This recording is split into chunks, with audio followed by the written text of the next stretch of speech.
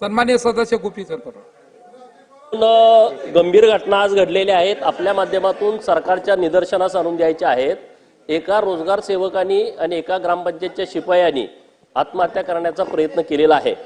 रोजगार सेवकांनी आत्महत्याचा प्रयत्न करण्याचं कारण असं आहे की रोजगार सेवकाला विधानसभा निवडणुकीच्या पूर्वी त्यांना कंपल्सरी महिन्याला 8,000 रुपये मानधन देण्याचा निर्णय, क्रांतिकारी निर्णय सरकारने घेतलेला आहे, परंतु आतापर्यंत त्यांना ते मानधन देण्यात आलेलं नाही।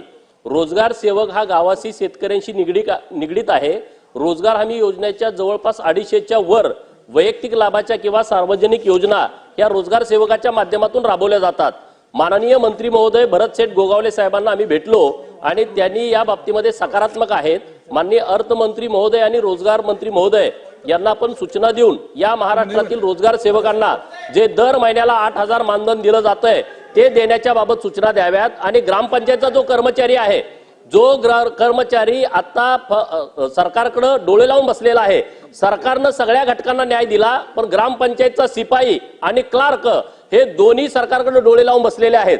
ग्रामपंचायतचं कुठलंही काम असलं तर आपण शिपायाला सांगतोय लाईट चालू कर, पाणी सोड, नळ पुरवठ्याची पाईपलाईन फुटली दुरुस्त कर, गटार तुंबलं, ग्रामपंचायतच्या शिपायाकडे आपण बघतोय। ग्रामपंचायतची स्वच्छता असेल, ग्रामपंचायतमध्ये कुणी पाहुणा आला असेल तर सगळं तो शिपाई बघतोय। यावलकर समितीच्या ज्या शिफारसी आलेल्या आहेत त्या तत्काळ सरकारनं मान्य करून हे ग्रामपंचायतचे कर्मचारी, शिपाई आणि क्लार्कच्या बाबतीमध्ये निर्णय घ्यावा, अशा सूचना आपण सरकारला द्याव्यात। माननीय मंत्री महोदयांनी याची दखल घेऊन याला निवेदन करावं अशी माझी विनंती आहे।